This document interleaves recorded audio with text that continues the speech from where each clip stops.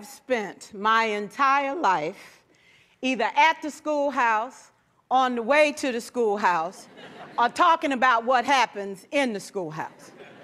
Both my parents were educators. My maternal grandparents were educators. And for the past 40 years, I've done the same thing. And so needless to say, over those years, I've had a chance to look at education reform from a lot of perspectives. Some of those reforms have been good, some of them have been not so good.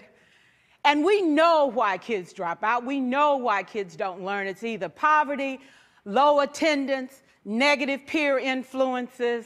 We know why. But one of the things that we never discuss, or we rarely discuss, is the value and importance of human connection. Relationships.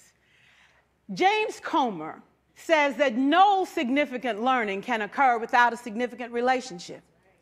George Washington Carver says all learning is understanding relationships. Everyone in this room has been affected by a teacher or an adult. For years, I have watched people teach. I have looked at the best and I've looked at some of the worst. A colleague said to me one time, they don't pay me to like the kids. They pay me to teach a lesson. The kids should learn it. I should teach it. They should learn it. Case closed. Well, I said to her, you know, kids don't learn from people they don't like.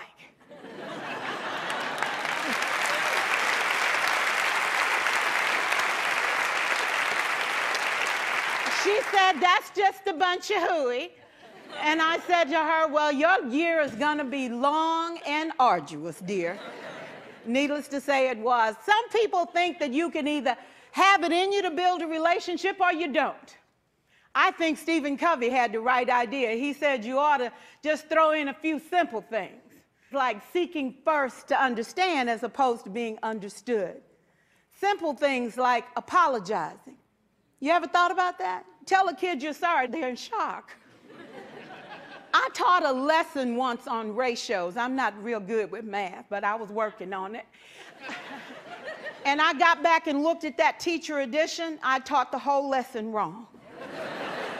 So I came back to class the next day and I said, look, guys, I need to apologize. I taught the whole lesson wrong. I'm so sorry. They said, that's okay, Miss Pearson. You were so excited. We just let you go.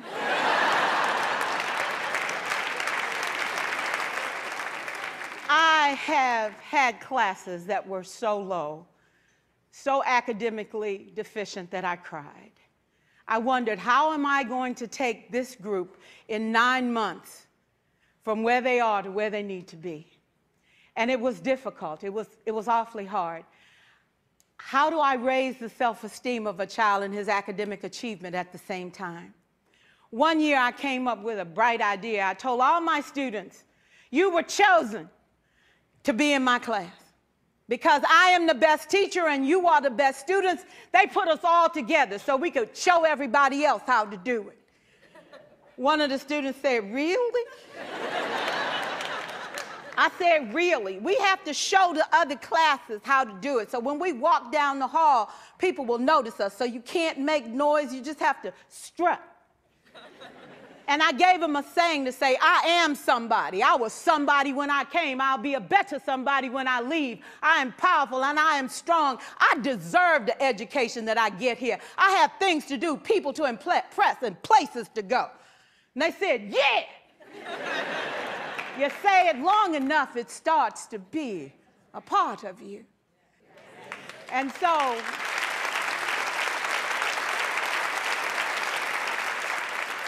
I gave a quiz, 20 questions.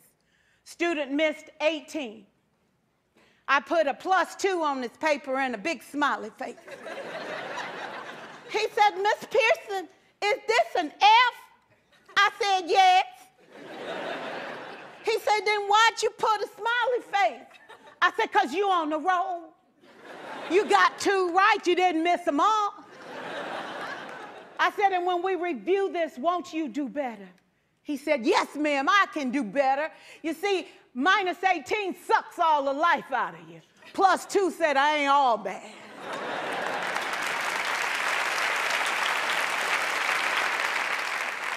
4 years, I watched my mother take the time at recess to review, go on home visits in the afternoon, buy combs and brushes and peanut butter and crackers to put in her desk drawer for kids that needed to eat, and a washcloth and some soap for the kids who didn't smell so good. See, it's hard to teach kids who stink. And kids can be cruel.